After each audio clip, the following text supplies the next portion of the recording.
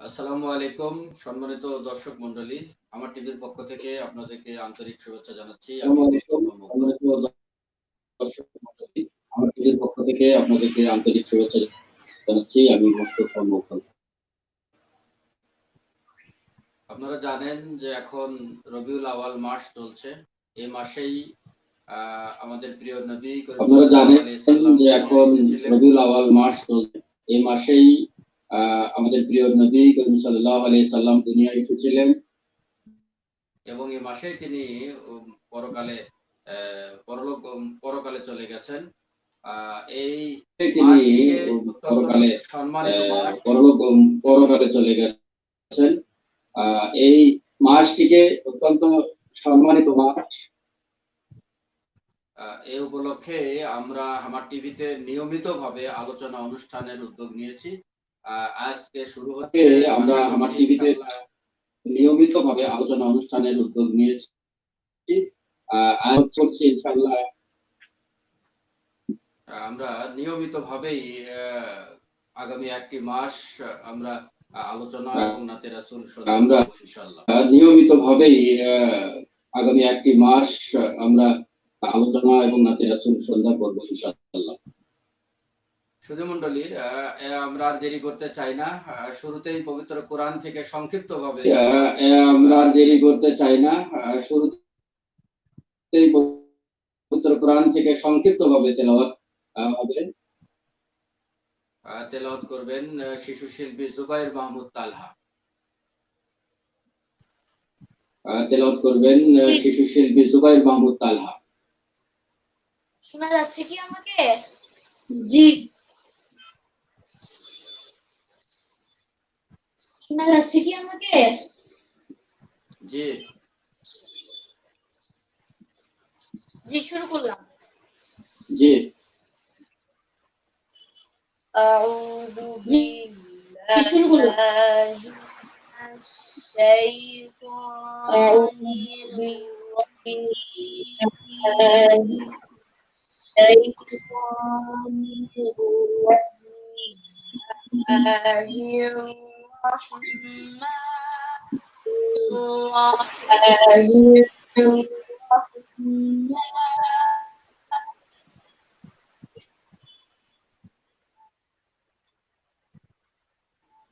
والضحى والليل إذا سجى والليل إذا سجى ربك وما وللآخرة خير لك من الأولى ولسوف يعطيك ربك فترضى ألم يجدك يتيما فآوى ووجدك ضالا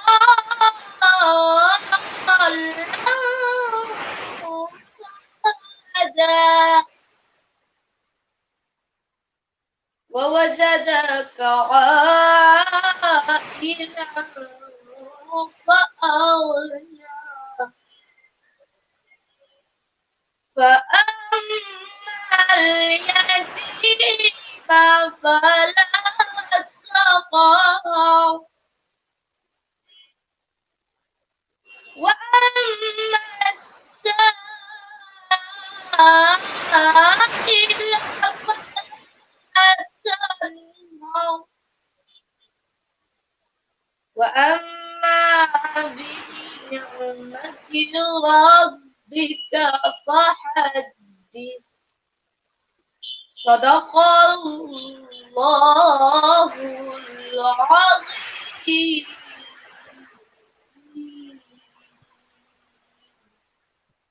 জি ধন্যবাদ আমানতু বিল্লাহ।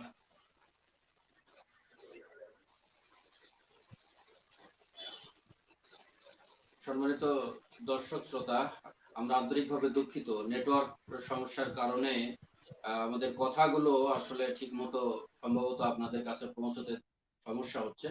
আমরা আশা করছি যে নেটওয়ার্ক সমস্যা কেটে গেলেই আমাদের অনুষ্ঠানটি সুন্দরভাবে আপনারা শুনতে পাবেন ইনশাআল্লাহ। শুধু মন্ডলী, আপনারা জানেন যে আমরা আগেই ঘোষণা দিয়েছিলাম যে আজকে আমরা রাসূল আকরাম সাল্লাল্লাহু আলাইহি সাল্লামের মাক্কি জিন্দেগি নিয়ে আলোচনা করব। আমাদের আজকের আলোচক মুহাদ্দিস ডক্টর এনামুল হক আমাদের সাথে যুক্ত হয়েছেন। আমরা তাকে আন্তরিকভাবে ধন্যবাদ জানাচ্ছি আমার টিভির পক্ষ থেকে। তো আলোচনার শুরুতেই আমরা তালহার কাছে আরেকবার একটু যাব। তালহার কণ্ঠে আমরা একটি নাতে রাসূল শুনবো।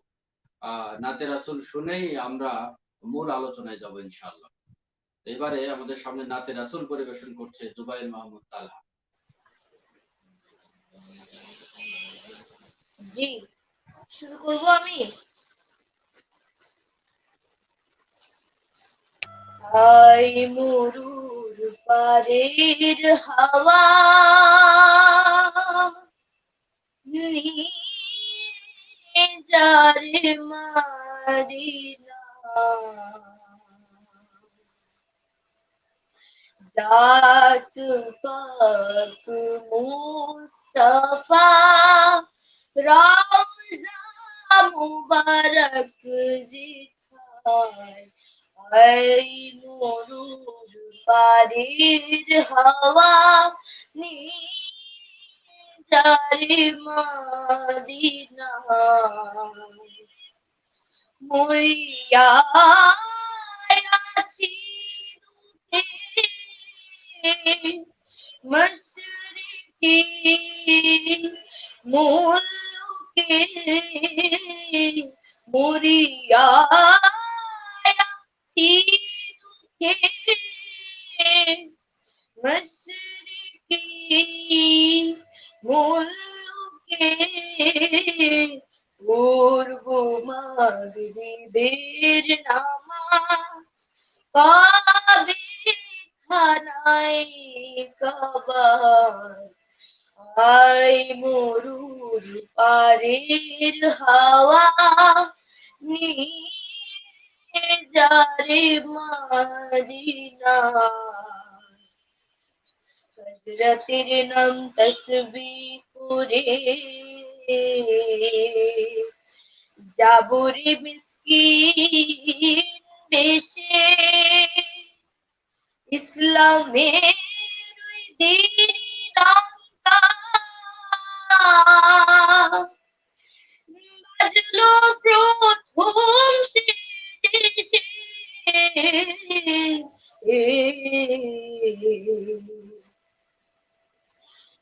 পাক কুরআনের কালাম হয়তো সেথা শোনা যায়, আই মরুর পারের হাওয়া নিজারে মদিনা, জাত পাক মুস্তাফা রওজা মুবারক জিথায়, আই মরুর পারের হাওয়া নিয়ে যারে মদিনা, জাত পাক মুস্তাফা রওজা মুবারক জিথায়, আই মরুর পারের হাওয়া।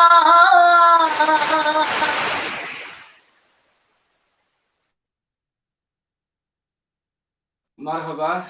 চমৎকার একটি নাতে রাসূল আমরা শুনলাম জুবাইর মাহমুদ তালহার কণ্ঠে। সুধী দর্শক মণ্ডলী, আপনারা যারা ইতিমধ্যেই আমাদের এই লাইভ অনুষ্ঠানে যুক্ত হয়েছেন, আপনাদেরকে অনুরোধ করব যে আমাদের এই অনুষ্ঠানটি শেয়ার করে, লিংক শেয়ার করে আপনারা আরো অনেক মানুষকে এই নবী করিম সাল্লাল্লাহু আলাইহি সাল্লামের জীবনী শোনার এবং সুযোগ করে দিবেন। আর পাশাপাশি আন্তরিকভাবে দুঃখ প্রকাশ করছি যে ইন্টারনেটের সমস্যার কারণে আসলে আমরা ঠিকভাবে সম্ভবত আমাদের কথাগুলো আপনাদের কাছে পৌঁছতে পারছে না, অনেকটাই সমস্যা হচ্ছে, সেটা আমরা উপলব্ধি করছি। আমরা আশা করছি যে আমাদের অনুষ্ঠান চলাকালে নেটওয়ার্কের সমস্যার হয়তো সমাধান হয়ে যাবে ইনশাল্লাহ। দর্শক মন্ডলী, আমরা তালহার কণ্ঠে আবারও নাতে রাসূল শুনবো। আহ তালা আমাদের সাথে থাকবে, তবে আমরা রাসূল করিম সাল্লাল্লাহু আলাইহি সাল্লামের মাক্কি জিন্দেগি যে বিষয়টি আমরা নির্ধারণ করেছি সে বিষয়ে আমরা আলোচনা শুনবো। আলোচনার জন্য আমাদের মাঝে উপস্থিত হয়েছেন দিনাজপুরের আহ, বিরামপুর বিজুল দারুল হুদা কামিল মাদ্রাসার হেড মুহাদ্দিস ডক্টর এনামুল হক। আমি ডক্টর এনামুল হককে তার আলোচনা শুরু করার জন্য বিনীত অনুরোধ করি। ডক্টর এনামুল হক, আমি ডক্টর এনামুল হককে তার আলোচনা শুরু করার জন্য বিনীত অনুরোধ করি। আসসালামু আলাইকুম ওয়া রাহমাতুল্লাহি ওয়া বারাকাতুহু। ইন্নাল হামদুলিল্লাহ ওয়া সলাতু ওয়া সালামু আলা রাসূলিল্লাহ ওয়া আলা আলিহি ওয়া সাহবিহি আজমাইন, আম্মা বা'দ। ফাকাদ ক্বালা আল্লাহু তাআলা ফি কালামিহিল মুবারাক, আউযু বিল্লাহি মিনাশ শাইতানির রাজীম, বিসমিল্লাহির রহমানির রহিম। লাকাদ কানা লাকুম ফি রাসূলিল্লাহি উসওয়াতুন হাসানাতুন ইলা আখির আয়াত। কর্তৃক আজকের এই সিরাত মাহফিল রাসূলুল্লাহ সাল্লাল্লাহু আলাইহি সাল্লামের মাক্কি জিন্দেগির আলোচনা এবং শিশু শিল্পী জুবায়ের মাহমুদ তালহার কণ্ঠে নাত রাসূল পরিবেশনার এই প্রাণবন্ত আয়োজন, এই আয়োজনের সম্মানিত সঞ্চালক, আমার টিভির সম্মানিত সঞ্চালক জনাব মোস্তফা মোগল ভাই, সম্মানিত দর্শক শ্রোতা দেশে এবং প্রবাসী যারা আছেন সবাইকে আন্তরিক মানছি।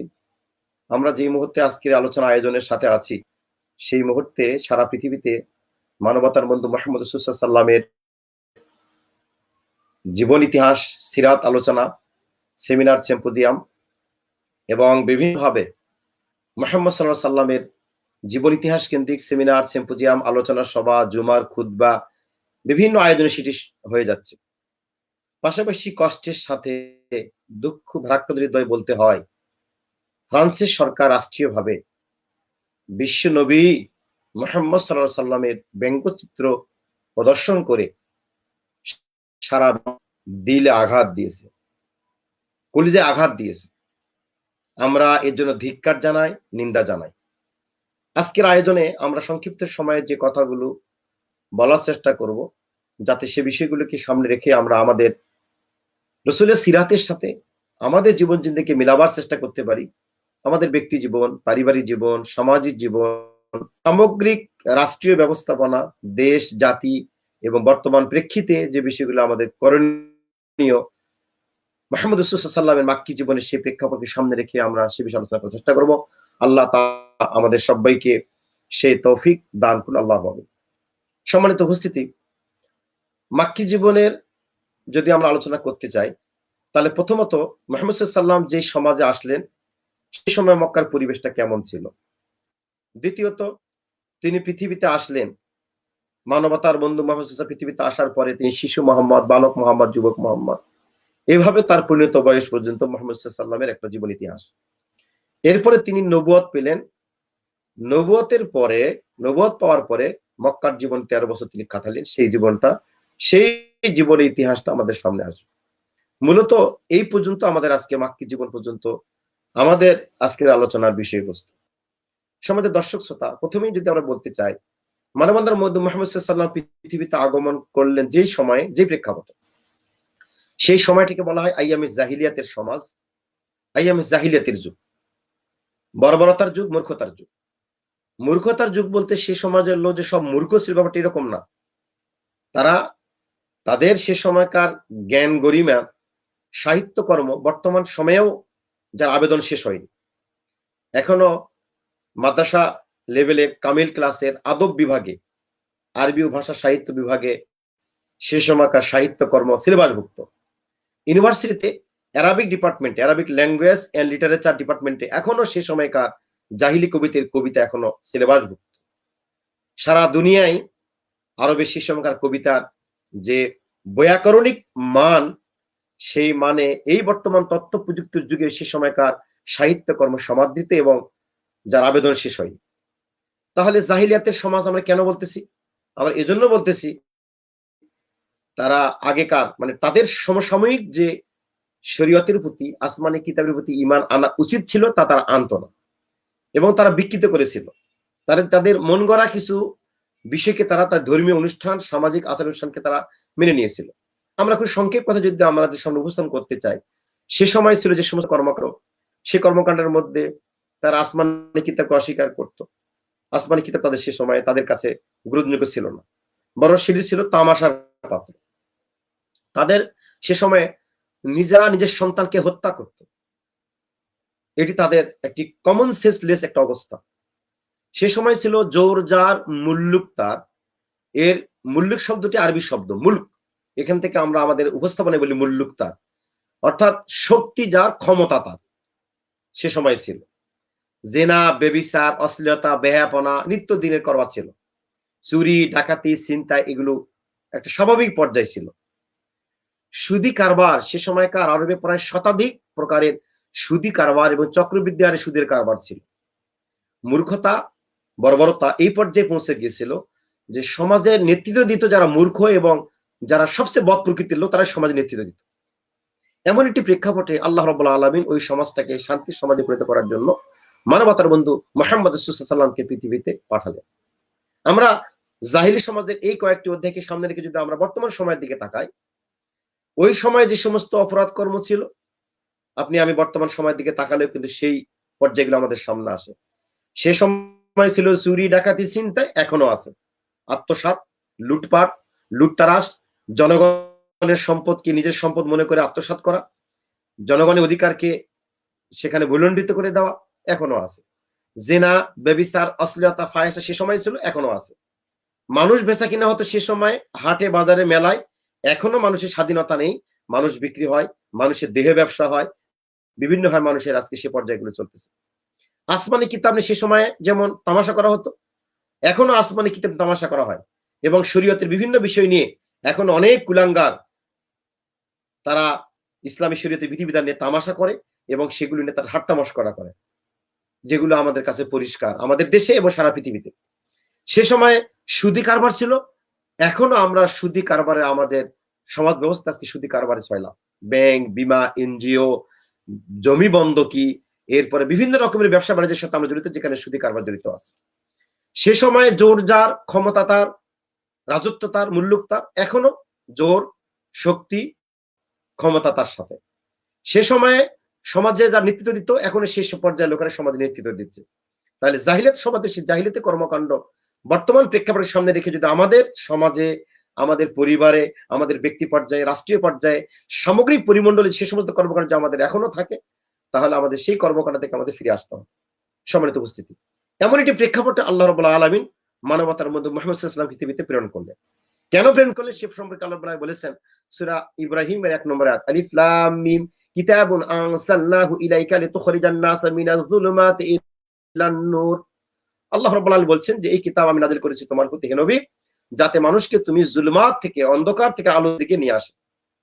সূরা আহজাবের 43 নম্বর আয়াতে আল্লাহ নূরের কথা বলেছেন, ওয়াল্লাযী ইউসাল্লি আলাইকুম ওয়া ইউখরিজুকুম মিনাজ যুলুমাতি ইলান নূর। আল্লাহ রাব্বুল আলামিন তিনি সেখানে জুলমাত থেকে নূরের দিকে আনবেন সে কথা বলেছেন। সূরা হাদীদের 9 নম্বর আয়াতে আল্লাহ নূরের কথা বলেছেন, জুলুমাত থেকে নূরের দিকে আনার জন্য প্রেরণ করেছেন। সূরা 11 নম্বর আয়াতে আল্লাহ নূরের কথা বলেছেন, রাসূলকে প্রেরণ করেছেন স্পষ্ট বিধান দিয়ে, যাতে ঈমানদারেরা আমলে সালে করবে এবং জুলুমাত থেকে তাদেরকে অন্ধকার থেকে আলোর দিকে নিয়ে আসা হবে। আল্লাহ রাব্বুল আলামিন পৃথিবীতে তার হাবিবকে প্রেরণ করলেন এমন একটি প্রেক্ষাপটে, এমন একটি সময়ের মধ্যে। আমরা এখন দেখতে পেলাম কি রাসূল পৃথিবীতে আগমন করলেন। আগমন করার সাথে সাথে পৃথিবীতে একটা পরিবর্তন এবং আলোকিত সমাজ, আলোকিত পরিবেশ কিন্তু পরিস্ফুটিত হলো, প্রকাশিত হলো, উদ্ভাসিত হলো। কিভাবে সেটি? রাহিকুল মাকতুমে যে রেফারেন্সটা বর্ণিত হয়েছে, রাহিকুল মাকতুম তো একটি গ্রহণযোগ্য, নির্ভরযোগ্য একটি রাসূলের সিরাত গ্রন্থ, যেটি অনেকগুলো সিরাত গ্রন্থের মধ্যে প্রায় 1183টি সিরাত গ্রন্থের মধ্যে সারা পৃথিবীতে বিভিন্ন ভাষাভাষী সিরাত গবেষকদের, সিরাত লেখকদের মধ্য থেকে বাছাইকৃত সিলেক্টেড একটি রাবেত আল আলম কর্তৃক একটি গ্রন্থ। সেখানে বলা হচ্ছে একটি ঘটনা ইবনে সাদ বর্ণনা করতেছেন, মা আমিনা রিওয়ায়াত করেছেন, যখন মুহাম্মদ পৃথিবীতে জন্মগ্রহণ করলো তখন আমার শরীর থেকে একটি জ্যোতি বের হলো। যাতে সামদেশের অট্টালিকা সমূহ আলোকিত হলো।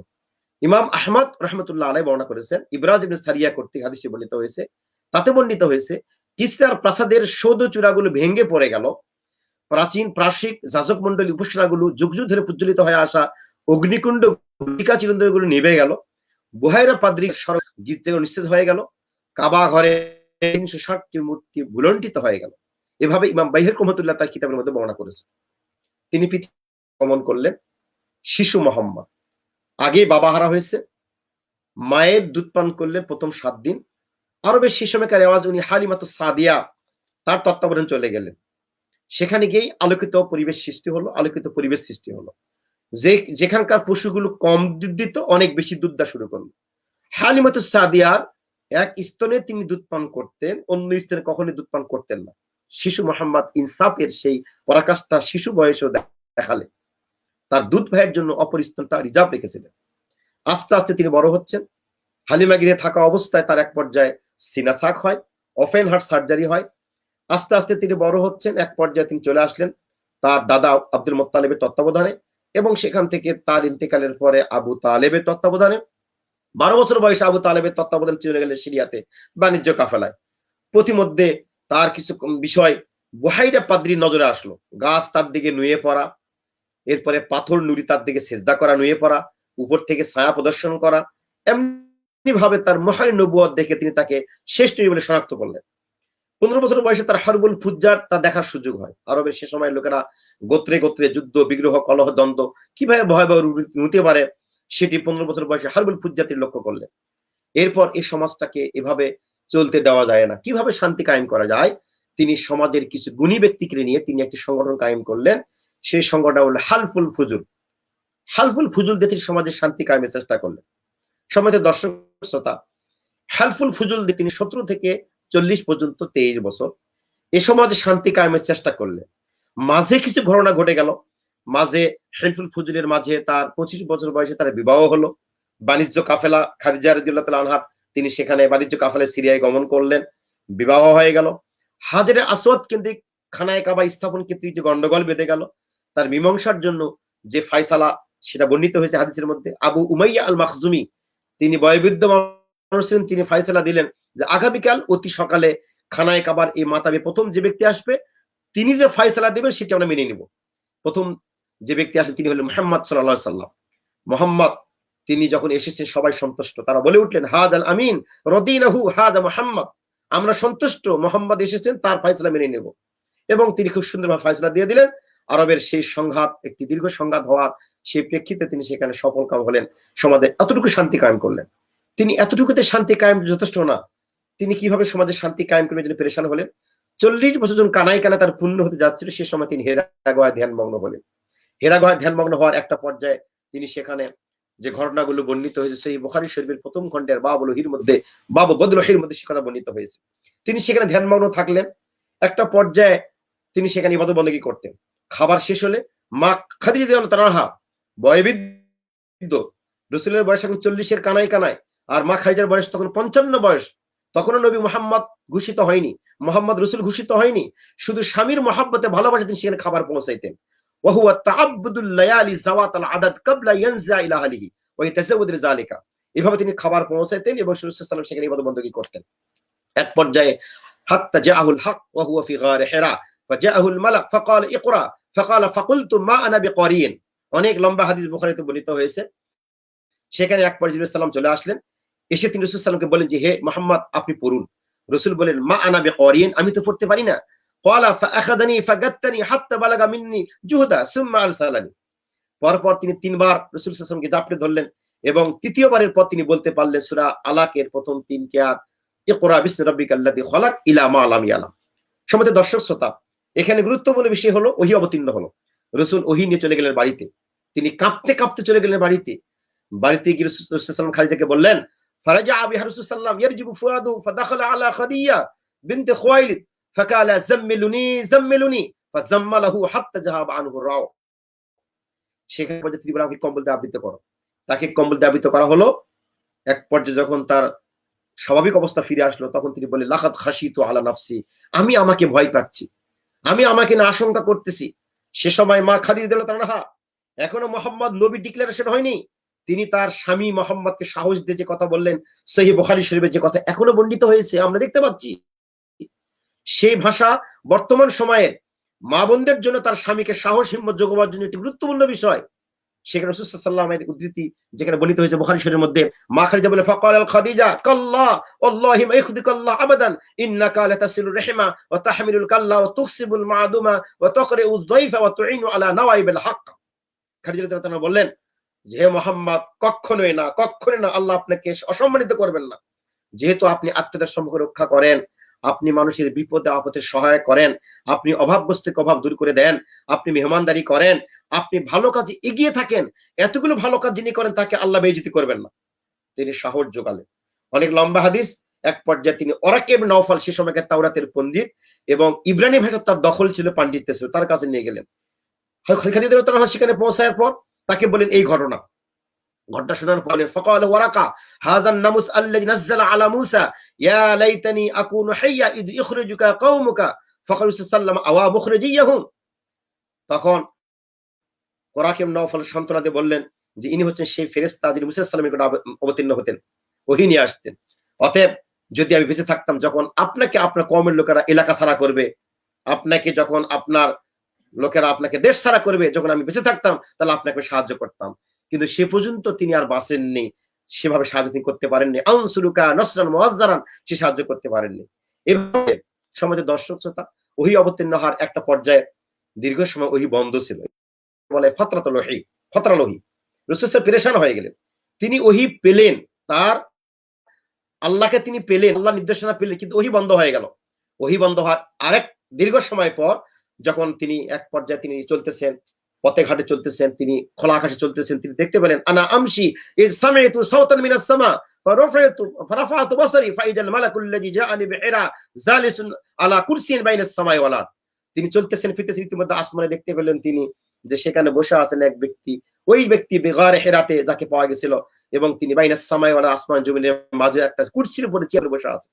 সম্মানিত দর্শক শ্রোতা, তিনি আবার ওহীর সাথে কানেক্ট হয়ে গেলেন এবং ওহী ভিত্তিক তিনি আবার তার কাজ শুরু করলেন। এখানে একটু বলে রাখা ভালো যে প্রথমে ওহী পার পর প্রথমে 3 বছর তিনি গোপনে দাওয়াতি কাজ করেন। এই গোপনে দাওয়াতি কাজ করতে গিয়ে তার প্রথম যে ইসলাম কবুল করলেন তার স্ত্রী খাদিজা রাদিয়াল্লাহু তাআলা, এরপর তার অন্তরঙ্গ কাছের মানুষ ছিলেন আবু বকর সিদ্দিক, এরপরে তার খেদমতে ছিলেন যায়েদ, এরপর হযরত আলী রাদিয়াল্লাহু তাআলা চাচাতো ভাই, এরপরে জুবাইর, আব্দুর রহমান ইবনে আউফ, সাদ ইবনে আবি ওয়াক্কাস, তালহা, এই সমস্ত বান্দা, এই মিলে অ্যাবাউট রেওয়ায়েতে পাওয়া যায় 40 জন ব্যক্তি এই সময় গোপন ইসলামী কাজের সময় তারা ইসলামে দাখিল হয়। নবী সাল্লাল্লাহু আলাইহি ওয়াসাল্লামের যে মিশন মাক্কি জীবনে, সেই মিশনে তারা সম্পৃক্ত হয়।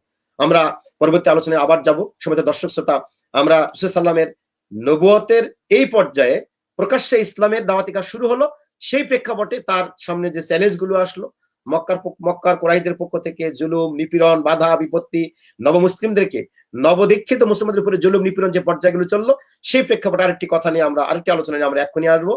সম্মানিত দর্শক শ্রোতা, আমরা এখন ফিরে যাচ্ছি আমাদের সম্মানিত মোস্তফা মোগল ভাইয়ের নিকটে। উনি আমাদেরকে আরেকটি ইসলামিক সঙ্গীত আমাদের মাঝে তলহার কণ্ঠে শোনাবেন, আমরা আশা করতেছি।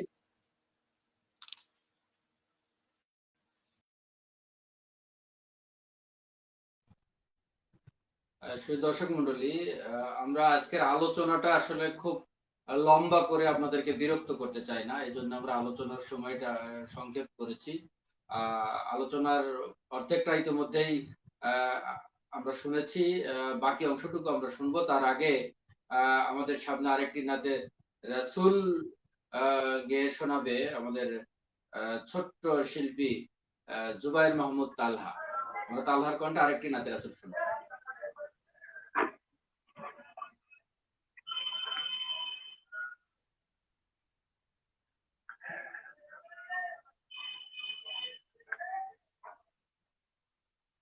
জি, ধন্যবাদ আবার সুযোগ করে দেওয়ার জন্য।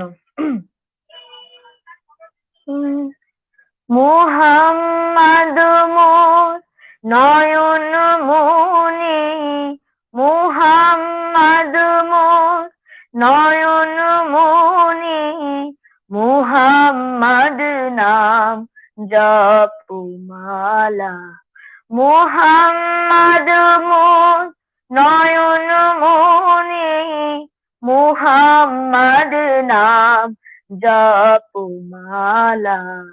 মুহাম্মদ নাম শিরে ধরে, মুহাম্মদ নাম গলায় পরে, মুহাম্মদ নাম শিরে ধরে, মুহাম্মদ নাম গলায় পরে, ওই নামেরই রৌশনীতে, ওই নামেরই রৌশনীতে আধারে মন রয় উজালা। মুহাম্মদ মোর নয়ন মনি, মুহাম্মদ নাম জপমালা। মুহাম্মদ মোর অশ্রু চোখে ব্যথার সাথী, শান্তি সুখে। মুহাম্মদ মোর অশ্রু চোখে ব্যথার সাথী, শান্তি সুখে।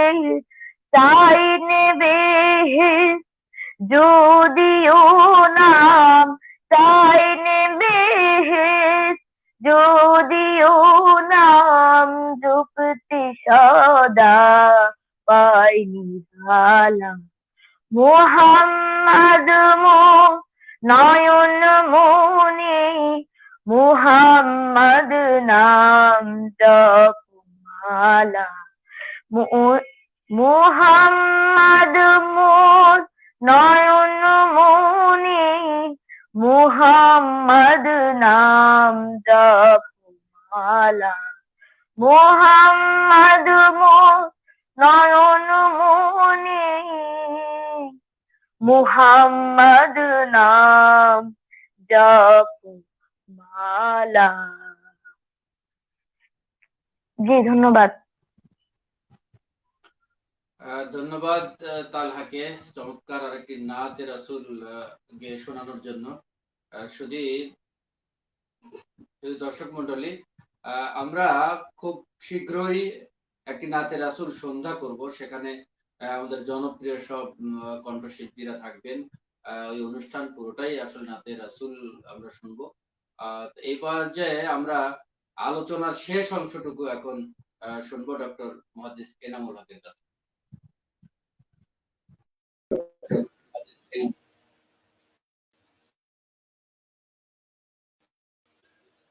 ধন্যবাদ। আসলে সময় দর্শক শ্রোতা, আজকে নেটওয়ার্কের প্রবলেমের কারণে আমাদের কথাগুলো আমরা মনে হচ্ছে দর্শকদের কাছে ভালোভাবে শোনাতে পারতেছি না, আমরাও ফিল করতেছি। আমি যেখান থেকে ছিলাম, যে পর্যায়ে ওহী অবতীর্ণ হওয়ার প্রথম 3 বছর গোপনে দাওয়াতি কাজ হলো, এবং গোপনে দাওয়াতি কাজে অ্যাবাউট প্রায় 40 জন ইসলাম কবুল করে, এবং মুহাম্মদ সাল্লাল্লাহু আলাইহি ওয়াসাল্লাম কাছের মানুষ যারা ছিলেন, একেবারেই যারা মন মানসিকতায়, নীতি নৈতিকতায় আগের থেকেই যাদের মানসিকতায় এবং দৃষ্টিভঙ্গিগুলো ছিল পরিচ্ছন্ন, তারা ইসলাম কবুল করলেন, ইসলামে দীক্ষা লাভ করলেন। এরপর আল্লাহর পক্ষ নির্দেশ চলে আসলো, ওয়া আনজির আশিরাতাকাল আকরাবিন, হে নবী আপনি আর গোপনে না, প্রকাশ্যে ইসলামের কথাগুলো গণমানুষের কাছে পৌঁছায় দিন। প্রকাশ্যে ইসলামের দাওয়াতি কাজ করতে গিয়েই শুরু হলো বাধা বিপদ, এবং সেই বাধা বিপত্তি যারা কাছের মানুষ তাদের কাছ থেকে শুরু হলো। তিনি যখন সাফা পাহাড়ে পাদদেশে ইয়া সাবাহ বলে এলান দিলেন, ইসলামের মৌলিক কথাগুলো সেখানে পেশ করলেন, প্রথম তাকে আঘাত করলেন আবুল আহাব প্রকাশ্যে সেখানে তাকে শারীরিকভাবে আঘাত করলেন, এবং তার বাসায় গিয়ে আবু লাহাবের 2 ছেলে ওতবা এবং ওতাইবা আর রাসূল সাল্লামের 2 মেয়ের মধ্যে আগের থেকে বিবাহ বন্ধন ছিল, সেখানে বিবাহ বন্ধন বিচ্ছেদ করা হলো। এমনি ভাবে মুহাম্মদ সাল্লামের সাথে যারাই ইসলামের সাথে ইতিমধ্যে দীক্ষা লাভ করেছেন তাদের উপরে জুলুম নিপীড়ন চালা হলো। সমাজের দর্শক শ্রোতা, এমন একটি পর্যায়ে আল্লাহ রাসূল সাল্লাল্লাহু আলাইহি ওয়াসাল্লাম ইসলামের কাজ চালিয়ে যাচ্ছে। প্রকাশ্যে ইসলামী কাজের একটা পর্যায়ে মক্কায় বাধা বিপত্তি এমন পর্যায়ে গেল, সেখানে যারা ইসলাম কবুল করেন এবং টের পায় কাফির মুশরিকরা, তার উপরে আঘাত জুলুম নিপীড়ন শুরু হয়ে যায়। এমন একটি পর্যায়ে আল্লাহ রাব্বুল আলামিন কিছু মুসলমানদেরকে আবিসিনিয়ায় হাবশা হিজরতের জন্য আল্লাহর পক্ষ থেকে আদিষ্ট হয়ে তিনি নির্দেশনা মোতাবেক তিনি সেখানে লোক পাঠাবেন। নবুয়তের 5ম বর্ষ সেটি, চতুর্থ পঞ্চম বর্ষের পঞ্চম বর্ষে এটি ঘটনা। প্রথমে তিনি 11 জন পুরুষ 4 জন মহিলা, পরবর্তীতে তিনি 101 জনকে হাবাসায় পাঠালেন। এবং এই হাবাসায় পাঠাবার ক্ষেত্রে রাসূল সাল্লাল্লাহু পাঠালেন মক্কার কুরাইশ কাফের সেখানে বসে থাকলেন না। তারা রাসূল সাল্লামকে তার সাথীদেরকে যাতে বেইজ্জতি করা যায় এই জন্য 2 জন ব্যক্তিকে রাসূল সাল্লামের সেই হাবাসায় কাফিরদের পক্ষ থেকে 2 জন ব্যক্তিকে পাঠায়। সেখানে তার রাসূল সাল্লামের লোকজনকে কার্যত তাদেরকে বাধাগ্রস্ত করার চেষ্টা করেছেন, কিন্তু বাদশাহ নাজ্জাশী সে তার বলিষ্ঠতা দিয়ে তাদের সে সমস্ত পরিস্থিতি মোকাবেলা করেছেন। এবং রাসূল সাল্লামের নেতৃত্বে যে ছিলেন কাফেলা জাফর ইবনে আবি তালেব, তার বলিষ্ঠ বক্তব্য নবী সাল্লামের যে সমস্ত উপস্থাপনা সেগুলো পেশ করার মাধ্যমে তারা সেখানে একটা স্বস্তির পরিবেশ পেয়ে যান। সহিহ বুখারী শরীফের প্রথম খণ্ডের বাবুল ওহীর মধ্যে হেরাক্কল সেখানকার যে একটা বড় লম্বা হাদিস বর্ণিত হয়েছে, সেই হাদিসের মধ্যে সে কথাগুলো বর্ণিত হয়েছে। একটা পর্যায়ে আরেকটি বিষয় চলে আসলো, উমর ইবনে খাত্তাব, মহাবীর উমর ইবনে খাত্তাব। আল্লাহ রাসূল সাল্লাম চাইতেন উমর ইবনে খাত্তাব অথবা আবু জাহাল এই দুজন অথবা একজন কোন একজন ইসলামের দিকে দীক্ষা লাভ করে। জামে তিরমিজির মধ্যে, মুসনাদ আহমদের মধ্যে, সহিহ ইবনে হিব্বানের মধ্যে, মুজদামুল ওসিতের মধ্যে সে হাদিসটি বর্ণিত হয়েছে, অনেক riwayate বর্ণিত হয়েছে। হাদিসটি হলো রাসূল সাল্লাম ক্বালা আল্লাহুম্মা আইজ্জিল ইসলামা বিহাব্বির রাজুলাইন ইলাইকা বিউমর ইবনে খাত্তাব ফাকানা হাব্বুহুমা ইলা উমর ইবনে খাত্তাব ওয়া বিআবি জাহাল। আল্লাহ রাসূল সাল্লাম দোয়া করতেন যে আল্লাহ তাআলা আবু বকর, উমর ইবনে খাত্তাব অথবা আবু জাহাল দুজনের যে কাউকে দিয়ে তুমি ইসলামের ইজ্জতকে সম্মানকে বৃদ্ধি করে দিয়ে দাও। রাসূল সাল্লাম এর দোয়া ছিল, অনেকগুলো হাদিসের মধ্যে সেখানে বর্ণিত হয়েছে। এই উমর ইবনে খাত্তাব তার এই রাসূল সাল্লামের দোয়া এই প্রেক্ষিতে ইসলাম কবুল তিনি করেন। তবে মাঝে কয়েকটা ঘটনা ঘটে। প্রথম ঘটনা হলো হাবশায় হিজরত হচ্ছে, সে সময় রাসূল সাল্লামের নির্দেশে হিজরত হচ্ছে। উমর ইবনে খাত্তাবের এক নিকট আত্মীয় লাইলা বিনতে হাসমা হিজরতের জন্য মাল সামানে রেডি হচ্ছে। উমর ইবনে খাত্তাব দেখতে পেলেন, টের পেলেন। তিনি তখন বললেন, হে আব্দুল্লাহর মা, সত্যিই তুমি যাচ্ছ হাবশায়? তখন তিনি বললেন, লাইলা বিনতে হাফসা বললেন যে কেন যাব না, তোমরা যেভাবে আমাদের উপরে জুলুম নিপীড়ন চালাচ্ছ আমরা কেন এখানে থাকবো, আমরা স্বস্তির পরিবেশ তো চাই, তোমরা তো আমাকে দিচ্ছ না। সেদিন উমর ইবনে খাত্তাব লজ্জিত হয়, তার নিকট আত্মীয় তাকে এভাবে তো মুখের উপরে বললো, সে লজ্জিত হয়ে যায়। আরেকটি লম্বা ঘটনা বর্ণিত হয়েছে যেটি সহিহ রাওয়াতের মধ্যে বর্ণিত হয়েছে, উমর ইবনে খাত্তাব ইসলাম কবুল সংক্রান্ত ঘটনা। সেটি হলো তিনি এক রাতে তিনি কাটান খানায় কাবার চত্বরে, খানায় কাবায় তিনি কাটান। আর রাসূল সাল্লাল্লাহু আলাইহি ওয়াসাল্লাম সেদিন নামাজে, তার গভীর রাতে নামাজে সালাতে তিনি সূরা হাক্কা তেলাওয়াত করেন, আল হাক্কা মাল হাক্কা ওয়া মা আদরাকা মাল হাক্কা তেলাওয়াত করতেছেন। তার তেলাওয়াত উমর ইবনে খাত্তাব খুব বেশি আবেগ আপ্লুত হচ্ছে। তিনি ভাবতেছেন এত সুন্দর আলোচনা, এত সুন্দর ছন্দের গঠনা, তিনি বেশি আবেগ আপ্লুত হচ্ছেন। এক পর্যায়ে তিনি তার নিজের থেকেই ভাবলেন, তাহলে কি মোহাম্মদ কবি হয়ে গেল নাকি, কবিতার মতো ছন্দ দিয়ে তিনি কথা বলতেছেন, তার ইবাদতে তিনি বলতেছেন। তখন রাসূল সাল্লাম তার তিলাওয়াতে বললেন, নামাজরত অবস্থায় বললেন, ইন্নাহু লাকাউলু রাসূলিন কারীম ওয়া মা হুয়া বিকাউলিন শাইরিন কলিলাম মা তুমিনুন। এটি কোন কবির কবিতা নয়, যদি তোমরা ঈমান গ্রহণ করো না। সূরা হাক্কা 40-41 নম্বর আয়াত। উমর ইবনে খাত্তাব ভাবলেন, আমি তো মনে মনে ভাবলাম, প্রকাশ তো করিনি, তাহলে মোহাম্মদ কি গণক হয়ে গেল নাকি? তখন আয়াতে বলেন, ওয়ালা বিকাউলিন কাহিনিন কলিলাম মা তাযাক্কারুন। এটি কোন গণকের কথা নয়, অথচ তোমরা উপদেশ গ্রহণ করো না। তাহলে উমর ইবনে খাত্তাব ভাবে এগুলো কি সে বলতেছে, এগুলো কি উপস্থাপনা তার? রাসূল তার পরে আয়াত করলেন, তানজিলু মির রাব্বিল আলামিন, এটি হচ্ছে রব্বুল আলামিনের পক্ষ থেকে তার বাণী, তার কালাম, কালামুল্লাহ। এটি হলো দ্বিতীয় ঘটনা। আর তৃতীয় ঘটনা হলো উমর ইবনে খাত্তাব তার নেওয়ার জন্য মুহাম্মদ সাল্লাল্লাহু আলাইহি ওয়াসাল্লাম হত্যা করার জন্য আগাচ্ছেন। ইতিমধ্যে পথিমধ্যে নঈম বিন আব্দুল্লাহ তাকে আটকালেন, তার বোন ভগ্নিপতির দিকে ইশারা করলেন। ইতিমধ্যে বোন ভগ্নিপতি ফাতেমা এবং সাঈদ ইসলাম কবুল করেছেন। খোবায়েব তাকে ইসলামে দীক্ষা দেন, নিয়মিত কোরআনে কারীম শিখান, সে ঘটনা জানলেন। সেখানে গিয়ে যে ঘটনা ঘটলো সে ঘটনা আমরা জানি। এক পর্যায়ে উমর ইবনে খাত্তাব ইসলামকে সারেন্ডার করলেন, সূরা তহা পড়ে তিনি ইসলামে দীক্ষা লাভ করলেন। এবং সেদিন ইসলামে দীক্ষা লাভ করার মাধ্যমে উমর ইবনে খাত্তাবের শক্তির মাধ্যমে ইসলামের শক্তি লাভ করে যায়। সময় দর্শক শ্রোতা, এটা গুরুত্বপূর্ণ কথা না বলে পারতেছি না, সেটি হলো উমর ইবনে খাত্তাব ইসলাম কবুল করলেন, তার মাত্র 3 দিন আগে আমির হামজা ইসলাম কবুল করেছেন। দুজনে ছিলেন মহাবীর আরবের, তাদেরকে মানুষ ভয় করত, তাদের হিম্মত সাহসের কাছে কেউ আগাতে যেত না।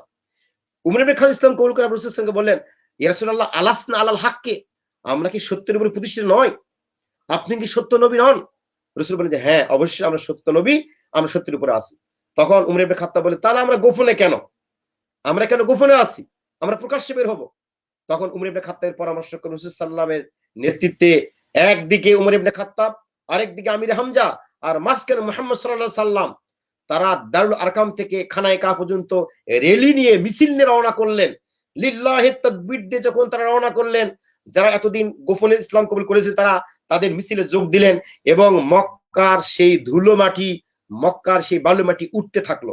সেদিন আরবের লোকেরা এত কষ্ট পেয়েছিল ইসলামের প্রকাশ্য মিছিল, সেই মিছিল উমর ইবনে খাত্তাব এবং আমির হামজার মতো ব্যক্তিত্বরা আছেন, সেদিন তারা খুব বেশি কষ্ট পেয়েছিল।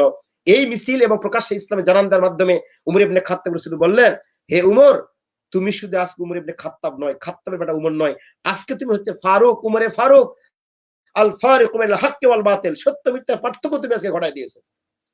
সবাই দর্শকতা, এটি হলো নবুয়তের ৬ষ্ঠ বর্ষের ঘটনা, নবুয়তের ৬ষ্ঠ বর্ষের ঘটনা।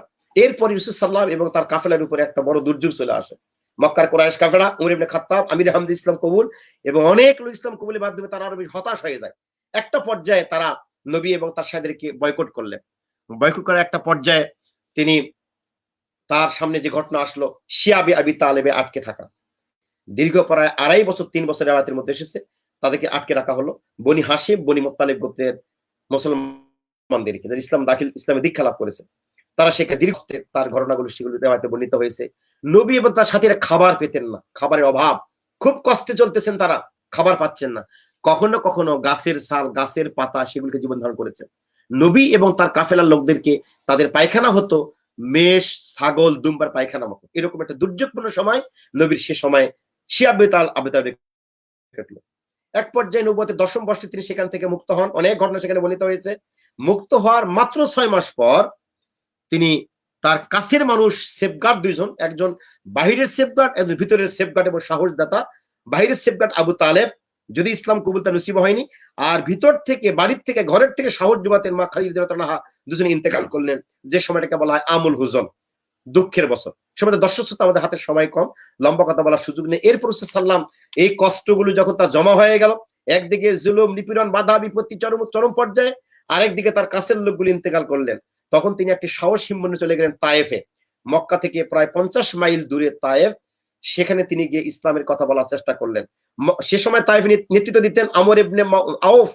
আমর ইবনে আউফ ইসলামের কথা তো শুনলই না, এবং আরো অনেক লোকেরা ইসলামের কথা কেউ শুনলো না, বরং তারা তাদের বখাটে যুবকদেরকে, মাস্তানদেরকে লেলিয়ে দিল মোহাম্মদকে ফিজিক্যাল টর্চার করার জন্য।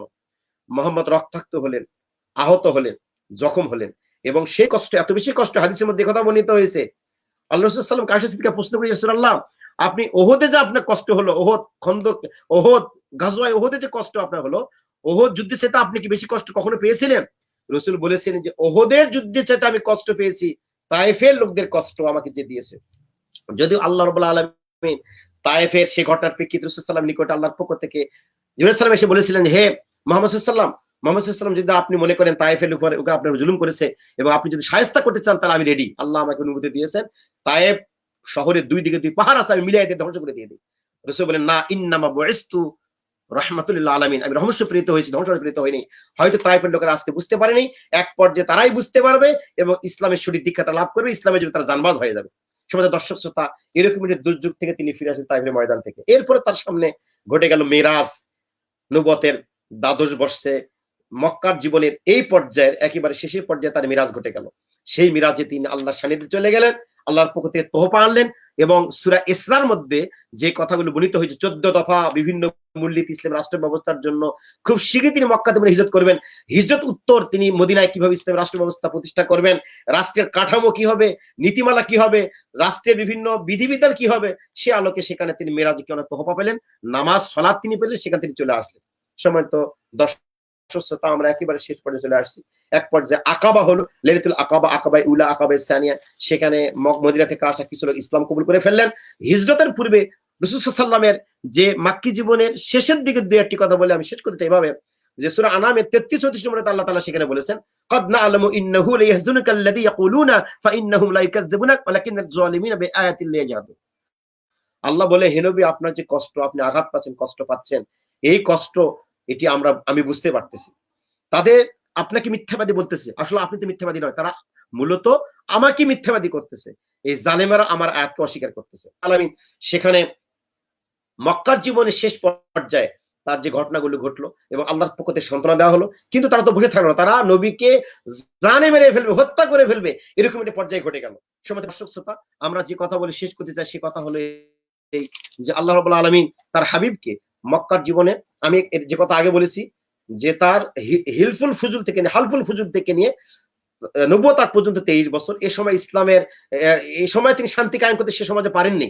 আর নবুয়তের পরে, নবুয়ত পাওয়ার পরে মক্কার জীবনের 13 বছর আর মদিনার জীবনে গিয়ে যে সময় পেলেন 10 বছর, এই সময় আল্লাহর পক্ষ থেকে ওহী ভিত্তিক সমাজ ব্যবস্থা দিয়ে তিনি সমাজে শান্তি কায়েম করলেন। আমি যে কথা বলে শেষ করতেছি, আসুন আমরা বর্তমান এই ঝঞ্ঝাবিক্ষিপ্ত পৃথিবীতে মানবতার শান্তির জন্য, মানবতার মুক্তির জন্য আমাদেরকে ফিরে আসতে হবে আল্লাহ রাসূল সাল্লাল্লাহু আলাইহি ওয়াসাল্লামের সেই উসওয়ার দিকে। লাকাদ কানা লাকুম ফি রাসূলিল্লাহি উসওয়াতুন হাসানার দিকে ফিরে আসতে হবে। সূরা আহজাবের 21 নম্বর আয়াত আল্লাহ বলেছেন, এবং আল ইমরানের 31 নম্বর আয়াত আল্লাহ বলেছেন, কুল ইন কুনতুম তুহিব্বুনাল্লাহ ফাত্তাবিউনি ইউহিব্বুকুমুল্লাহ। যদি আল্লাহকে মহব্বত করতে চায়, ভালোবাসতে চায়, তাহলে রাসূলকে মহব্বত করার মাধ্যমে আল্লাহকে মহব্বত করার ভালোবাসা পাওয়া যাবে।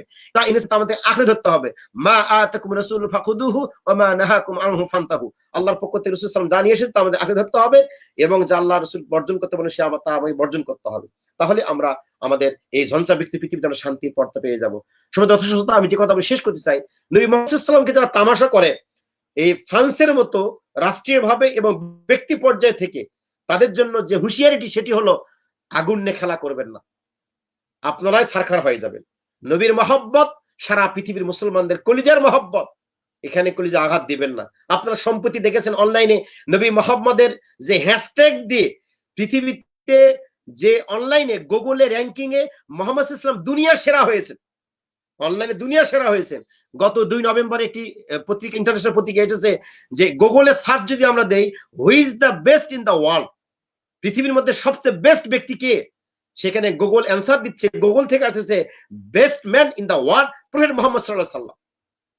গুগলে অ্যান্সার দিচ্ছে যে বেস্ট ম্যান হচ্ছে প্রফেট মুহাম্মদ সাল্লাল্লাহু আলাইহি ওয়াসাল্লাম। মাইকেল এইডস তার যে দি 100 বই 1978 সালে প্রথম তিনি প্রকাশ করেন, এবং তিনি মুসলিম নন, এরপরও তিনি মুহাম্মদ সাল্লাল্লাহু মুসলমানদের নবী, তাকে তিনি প্রথম 100 জন মনীষীর মধ্যে প্রথম স্থান দিয়েছেন। এভাবে সারা পৃথিবীতে নবী সাল্লাল্লাহু আলাইহি ওয়াসাল্লামের কে যারাই কোনো নেগেটিভ চিন্তা করবেন, নেগেটিভ কোনো মন্তব্য করবেন, তামাশা করবেন, তখন নবী সাল্লাল্লাহু আলাইহি ওয়াসাল্লাম নবীর সম্মান ইজ্জতকে আল্লাহ বাড়াইয়া দিয়ে দিবেন। অতএব বর্তমানে প্রেক্ষাপটে ব্যক্তি, পরিবার, সমাজ, রাষ্ট্র সারা পৃথিবীতে শান্তি প্রতিষ্ঠা করতে পারে মুহাম্মদ সাল্লাল্লাহু আলাইহি ওয়াসাল্লামের সেই আনিত বিধান, সেই নবুয়তি, সেই আসমানি হেদায়েত। মক্কার জীবনে 13 বছর তিনি যেটি সমাজে কায়েম করতে গিয়ে যে পেরেশানি তার সামনে এসেছে, বাধা বিপদ চলে আসছে, আর মদিনার জীবনে গিয়ে 10 বছর বদর, ওহদ, খন্দক, আহজাব, এগুলো আজকে সাবজেক্ট নয়, এক পর্যায়ে তিনি তার জীবনের শেষ পর্যায়ে ইসলামকে প্রতিষ্ঠা করে দিয়ে তিনি আল্লাহ ডাকে সাড়া চলে গেছেন। এবং আরেকটি কথা বলে শেষ করি যে আল্লাহ রাব্বুল আলামিন তার হাবিবকে যে রাষ্ট্রের রাষ্ট্রপতি দায়িত্ব দিয়েছেন, আমরা নবী রাষ্ট্র দায়িত্ব পালন করেছেন। আজকাল আমরা এই কথাগুলো বললে অনেক সময় আমরা মনে করি যে এগুলো তো রাষ্ট্রের কথা, ক্ষমতার কথা, এগুলো তো ইসলামের সাথে এগুলো মনে সম্পর্ক নেই, এগুলো দুনিয়াদারি কথা। এই কথা ঠিক না। নবীর ইন্তেকালের পর দাফন কাফন বিলম্ব হলো, কেন বিলম্ব হলো? ইসলাম রাষ্ট্রের পরবর্তী খলিফা কে হবেন এটি নির্ধারণ করা পর্যন্ত। এবং আবু বকর সিদ্দিক ইসলাম রাষ্ট্রের প্রথম খলিফা ছিলেন। ওমর ইবনে খাত্তাব তিনি অর্ধ পৃথিবীর প্রেসিডেন্ট ছিলেন। তাহলে ওমর ইবনে খাত্তাবের ঈমান কোথায়, আবু বকর সিদ্দিক ঈমান কোথায়, আমরা কোথায়? লাউ কান নবিয়্যা বাদি লাকান ওমর ইবনে খাত্তাব আনা খাতামুন নবীন।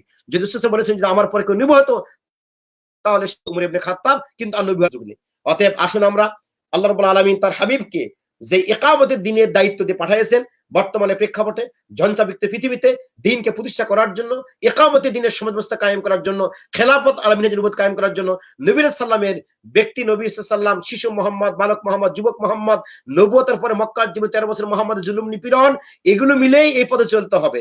জুলুম, নিপীড়ন, বাধা বিপত্তি, নবীনা কাজের অনুষঙ্গ, এটি জীবন ঘনিষ্ঠ বিষয়। নবীনা কাজ করবেন, বাধা বিপত্তি, গালমন্দ আসবে না, তা তো হয় না।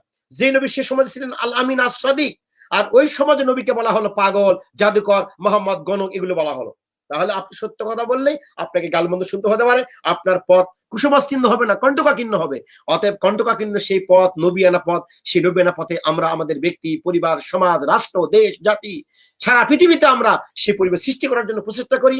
রবিউল আওয়াল মাস আসলে শুধু নবীর সিরাত আলোচনা নয়, সারা জিন্দেগি, সারা বছর যাতে আমরা নবিয়ানা সেই সিরাত এবং নবী সাল্লাল্লাহু আলাইহি ওয়াসাল্লামের কানা খুলুকুল কোরআন, কোরআনে কারীম রাসূল সাল্লাল্লাহু আলাইহি ওয়াসাল্লামের সিরাতের বিষয় আলোচনা থেকে বর্ণনা করেছেন, সেই আলোকে আমরা আমাদের জীবন যদি করার চেষ্টা করবি। আল্লাহ তাআলা আমাদের সবাইকে আমাদের জীবনের শেষ মুহূর্ত পর্যন্ত আল্লাহ দ্বীন প্রতিষ্ঠার জন্য, নবিয়ানা সমাজ ব্যবস্থা প্রতিষ্ঠা করার জন্য যাতে আমরা আমাদের সার্বিক সামর্থ্য আমরা পেশ করতে পারি, আমাদেরকে আত্মনিয়োগ করতে পারি, আল্লাহ তাআলা সেই তৌফিক আমাদের সবাইকে দান করুন। আল্লাহুম্মা আমিন। ওয়া আখিরু দাওয়ানা আলহামদুলিল্লাহি রাব্বিল আলামিন। আসসালামু আলাইকুম ওয়া রাহমাতুল্লাহি ওয়া বারাকাতুহু। ধন্যবাদ ডক্টর মুহাদ্দিস এনামুল হককে। চমৎকার ভাবে রাসূল করিম সাল্লাল্লাহু আলাইহি সাল্লামের মক্কি জিন্দেগি অল্প সময় সুন্দরভাবে উপস্থাপন করার জন্য আবারও ধন্যবাদ জানাচ্ছি আমার টিভির পক্ষ থেকে। সুদর্শক মন্ডলী, আপনারা অনেকেই আজকে আমাদের এই অনুষ্ঠান দেখে কমেন্ট করেছেন, সুন্দর সুন্দর কমেন্ট করে উৎসাহ জুগিয়েছেন। আসলে নেটওয়ার্ক সমস্যার কারণেই আমি আসলে আপনাদের নামগুলো পড়ে শোনাতে আসতে চাচ্ছি না, কারণ নাম বলতেও অনেকটা সমস্যা হচ্ছে এখানে। আমরা খুবই নেটওয়ার্ক সমস্যার মধ্যে আছি। কথাগুলো বলছি, একটা কথা বলে আরেকটা কথা বলার আগে চিন্তা করতে হবে।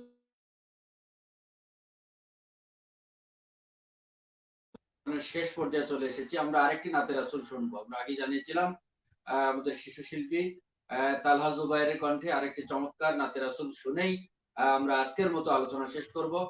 তবে আপনাদের জন্য বলে রাখি যে আমার টিভিতে আজকে যে আলোচনা সিরাত মাহফিল শুরু হলো, রাসূল করিম সাল্লাল্লাহু আলাইহি সাল্লামের জীবনের বিভিন্ন দিক নিয়ে আমরা নিয়মিতভাবেই এই আলোচনা চালাতে চাই এবং আমাদের পরবর্তী আলোচনা আগামী সপ্তাহে হবে ইনশাআল্লাহ। আর সেই আলোচনার বিষয় মানবতার বন্ধু মুহাম্মদ সাল্লাল্লাহু আলাইহি সাল্লাম। আমরা দিন তারিখ আপনাদেরকে ফেসবুকের মাধ্যমে জানিয়ে দেব এবং ইতিমধ্যেই আমাদের এই বিষয়ে আলোচনার জন্য সম্মতি জানিয়েছেন বিশিষ্ট ইসলামিক আলোচক, আলোড়ন সৃষ্টিকারী আলোচক মুফতি মনোয়ার হোসেন। আশা করছি যে সেই আলোচনাটিও আপনাদেরকে ভালো লাগবে ইনশাআল্লাহ। তো সে পর্যন্ত আমরা অপেক্ষা করব। এখন আমরা চলে যাচ্ছি জুবাইর মাহমুদ তালহার কণ্ঠে একটু নাতে রাসূল শোনার জন্য। জুবাইর মাহমুদ তালহা।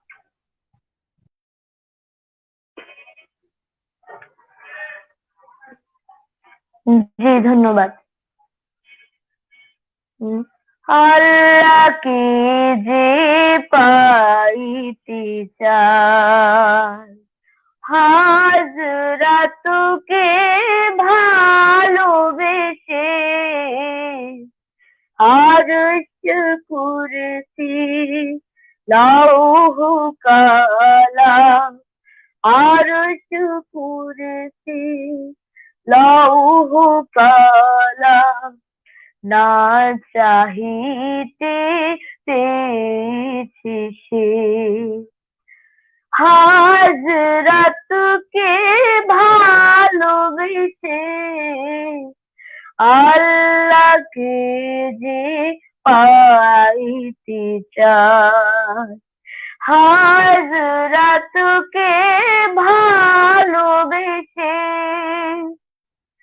রসুল নামে রশি ধরে যেতে হবে খুদার ঘরে, রসুল নামে রশি ধরে যেতে হবে খুদার ঘরে, নদী তরঙ্গে যে পড়েছে ভাই, নদী তরঙ্গে যে পড়েছে ভাই, দুরিয়াতে সে আপনি মেশে, হাজরাতকে ভালোবেসে, আল্লাহকে যে পাইতে চায়, হাজরাতকে ভালোবেসে, তর্ক করে দুঃখ কি পেয়েছে অবিশ্বাসী, কি পাওয়া যায় দেখো না বারে